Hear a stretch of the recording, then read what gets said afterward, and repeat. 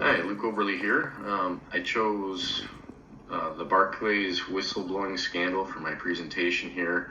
The reason why it caught my attention was, although I don't work for a financial institution, I used to, but I do work for a utility company right now that does have a lot of like Sarbanes-Oxley controls and things like that. And I know the Frank-Dodd Act is kind of important to what I'm about to present to you here, but it's just kind of interesting over the last 10 years or so to see a lot of the financial institutions and the market collapse that happened back in 2008 and what the fallout was because of all of that. So anyways, I came across this article and got to reading about it and thought I would have this presentation on this topic.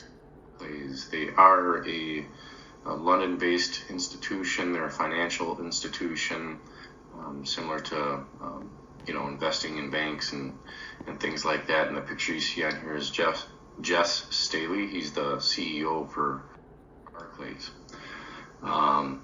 So here's some of the things that he was accused of.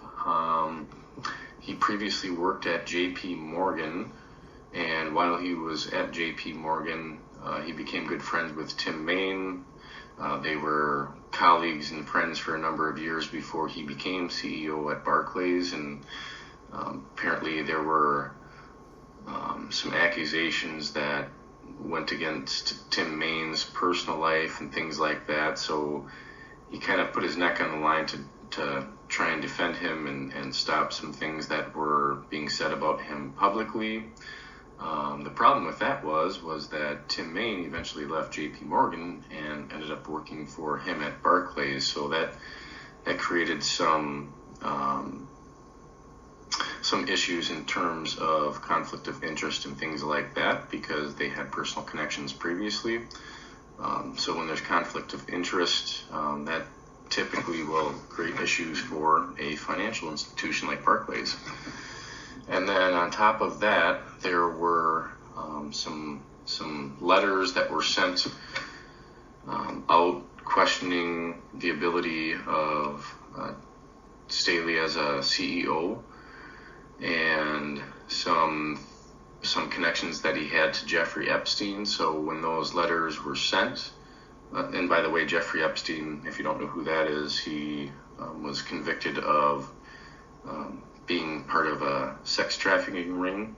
So so the CEO has connections to him, things like that. There were whistleblowing letters that were sent out, and he used his internal security team to basically try and uncover who sent the letters, which obviously created problems for Staley, the CEO of Barclays. So he attempted to uncover them. I'll go through like some of the details in a second here, but he ended up getting fined $15 million corporately, and then personal fine of just over 600,000 pounds, obviously Europe-based, and then his bonus was also reduced by £500,000. Now, I mentioned before some letters that were sent out in terms of whistleblowing on him and his ability as a CEO and his connections to Jeffrey Epstein. So anyways, he actually attempted to uncover who the whistleblowers were by using the U.S. Postal Service. And if you do use the U.S. Postal Service to attempt to do any type of illegal behavior, it can be considered mail fraud. So that was one of the allegations against him.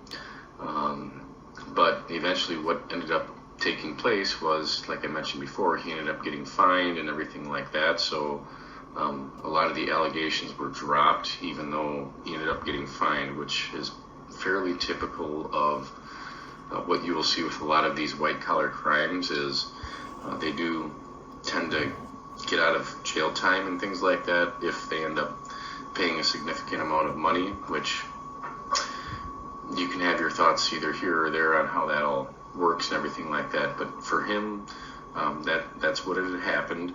And it's not the first time. In 2012 and 2015, there were other allegations of financial misinterpretation with currency exchange rates and things like that, that also led to fines for that CEO, Staley, who was the CEO at that time as well. So anyways, the article that I came across just seemed interesting.